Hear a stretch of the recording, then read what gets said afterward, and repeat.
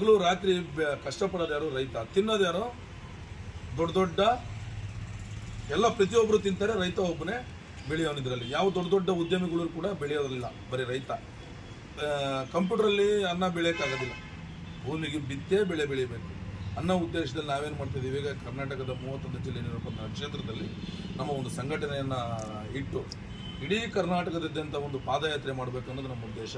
ಎಲ್ಲ ರೈತ ಬಾಂಧವರಲ್ಲಿ ನಾನು ಕೇಳ್ಕೊಳ್ಳೋದೇನೆಂದರೆ, ರೈತ ಮುಖಂಡರುಗಳಲ್ಲಿ, ರೈತ ಹೋರಾಟಗಾರರಲ್ಲಿ, ರೈತ ಹಿತಾಸಕ್ತಿಯನ್ನು ಭಾವಿಸೋದೇ ಆದರೆ ತಾವುಗಳು ತಮಗೆ ನಮಗೊಂದು ಬೆಂಬಲ ಕೊಡಿ. ನಮಗೆ ಬೆಂಬಲ ಅನ್ನೋದಕ್ಕಿಂತ ನಿಮ್ಮ ಇಚ್ಛಾಶಕ್ತಿಯಿಂದ ಬೆಂಬಲವನ್ನು ಸೂಚಿಸಿ. ಯಾಕಂದರೆ ನಾನು ಯಾವ ಮುಖಂಡರ ಹತ್ರನೂ ಕೂಡ, ಯಾವ ರಾಜ್ಯಾಧ್ಯಕ್ಷಗಳು ಹತ್ರ ಕೂಡ ನಾನು ಯಾವುದೇ ಬೆಂಬಲ ಕೇಳೋದಿಲ್ಲ. ಬೆಂಬಲ ಕೇಳೋದೊಂದೇ ನಾನು ರೈತರ ಹತ್ರ. ಯಾವ ರೈತಾಭಿ ವರ್ಗಕ್ಕೆ ಕಷ್ಟ ಆಗಿದೆ ಆ ರೈತರು ಮಾತ್ರ ಬರಬೇಕು. ಅವ್ರ ಕಷ್ಟ ಅಂತ ಹೇಳ್ಕೊಂಡ್ರೆ ಮಾತ್ರ ನಾವು ಹೋರಾಟ ಮಾಡ್ತಿದ್ದೀವಿ. ನಾನು ಹೊರಟಿರೋದು ಬೆಳಗಾವಿಯಿಂದ ಬೆಂಗಳೂರುವರೆಗೆ ನನ್ನ